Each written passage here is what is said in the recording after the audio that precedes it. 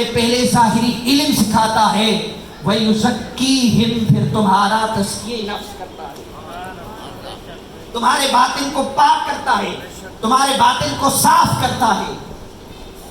وَيُعَلِّمُهُمُ الْكِتَابَ وَالْحِكْمَةَ وَيُزَكِّيهِمْ إِنَّكَ أَنْتَ الْعَزِيزُ الْحَكِيمُ، بے شک تو تمہارا رب ہے نا بڑا عزیز ہے، اس کی باتوں میں حکمتیں ہیں۔ حبیب کتنا طاہر، کتنے پاک، کتنے نفیس۔ حضور کے حسن کی بات کریں تو سبحان اللہ، حضور کے کمال کی بات کریں تو سبحان اللہ، حضور کی طہارت کی بات کریں تو سبحان اللہ۔ اور ایسے طاہر کہ جب ولادت مصطفیٰ ہوتی ہے نہ اس جیسی کائنات انسانیت کے اندر مصطفیٰ سے پہلے کسی شخص کی ولادت ہوئی ہے، نہ مصطفیٰ کے بعد کسی کی ولادت ہونی ہے۔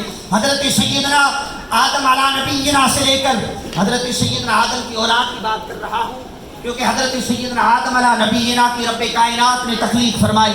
حضرت سیدنا آدم علیہ نبینا کی اولاد سے لے کر حضرت سیدنا عیسیٰ روح اللہ تک جس نبی کی ولادت ہوئی، پھر سے میں عرض کر رہا ہوں، جس نبی کی ولادت ہوئی، کوئی بھی ایسا بندہ اٹھ کر کھڑا ہو کر مجھے بتائے مصطفیٰ کے علاوہ کون ایسا نبی ہے جس کی ولادت اس انداز میں ہوئی ہو جس طرح میرے مصطفیٰ کی ولادت ہے۔ سبحان اللہ، سبحان اللہ۔ ہر نبی برحق ہے، ان کا مقام، ان کی عظمت، ان کی رفعت، ان کا شان برحق ہے۔ ہم مانتے ہیں اللہ کے سارے نبی سچے، اللہ کے سارے نبی برحق ہیں، لیکن مقام اور مرتبے میں تو فرق ہے نا۔ یوں ہی میرے مصطفیٰ کے صحابہ مقام اور مرتبہ، عزت اور رفعت میں، اس مقام صحابیت میں برابر ہے، لیکن میرے نبی کسی کو ابو بکر بناتے ہیں، کسی کو عمر فاروق بناتے ہیں، کسی کو عثمان ذو النورین بناتے ہیں، تو کسی کو